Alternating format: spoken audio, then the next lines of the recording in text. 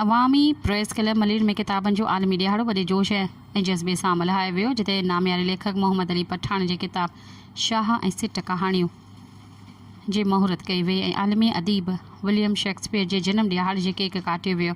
तक़रीब में मोहम्मद अली पठान, सैयद खुदा निशा प्रहसुमरो, प्रोफेसर अली शेर घांगरो, professor Mansoor Ali, professor Naeem Ahmad Sheikh ऐं रियाज़ शाहिद दायूस समेत केतिरनि ई अदीब ऐं दानिशवरनि शिरकत कई।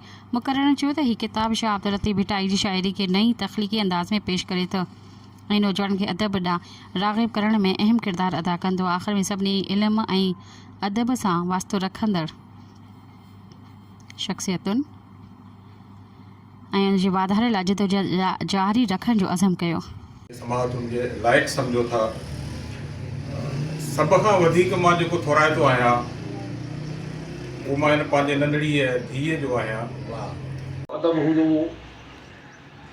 जेको नूरनामो टाइप ते नूरनामो हर घर में हूंदो आहे। अबियात में तक़रीबन जेका शाइरी, नसर, तारीख़ जेको मूं पुराणा किताब पढ़िया आहिनि या नसबनामा वग़ैरह ॾिठा आहिनि, उनमें ईअं आहे त उबियात जी सूरत में माना जीअं शाइरी हुजे ईअं समूरा किताब लिखिया वेंदा। मज़हबी किताब बि इन तरीक़े सां जीअं जीअं इल्म जी तरक़ी थी आहे, ॿाहिरियों इल्मु, दुनिया जो इल्मु असां वटि पहुतो आहे, असांजे अदीबनि ॾाहनि उन में उनखे पढ़ियो, उनखां ख़ुदि बि उन्हनि में उन नवान पैदा कई त कीअं लिखिजे, कहिड़े तरीक़े सां।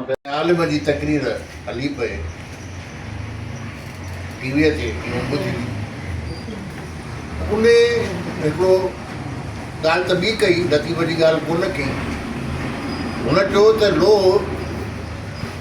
लोह ते कट हूंदी आहे जंहिं महिल उनखे जॾहिं बाहि में विझिबो आहे, उनखे जॾहिं खूरे में पचाइबो आहे ऐं उहो जॾहिं तपी ॻाढ़ो थींदो आहे ऐं कॾहिं संदण ते लोहर रखंदो आहे, थोरे छंडिकीअ सां, थोरे मुचरिकी लॻण सां बि उन तां कट छणी वेंदी आहे ऐं उन खां पोइ लोह जो जेको रंग थींदो आहे ॾिसनि था ऐं असां ताईं नवां ख़्याल, नयूं सोचूं ॾींदा रहनि था।